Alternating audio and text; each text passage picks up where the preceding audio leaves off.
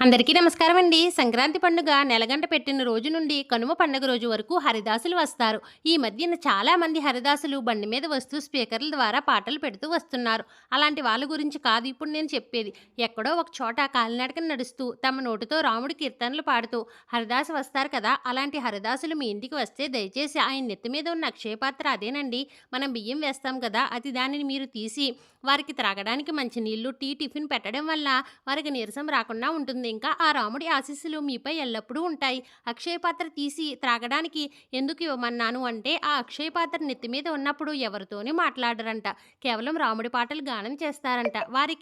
వారుగా మాకు టిఫిన్ పెట్టండి, టీ ఇవ్వండి అని అడగరు. కాబట్టి మనమే వారికి పెట్టాలి. ఇలాంటి మంచి పనులు మనం చేయడం వల్ల రేపటి తరం పిల్లలకి మన సంస్కృతి, సంప్రదాయాల మీద గౌరవం పెరిగి వాళ్ళు కూడా ఇలాంటి మంచి పనులు ఆచరిస్తారు. నేను చెప్పిన విషయాలు మీకు నచ్చినట్లయితే మన ఛానల్‌ని సబ్స్క్రైబ్ చేసుకుని 10 మందికి షేర్ చేయండి.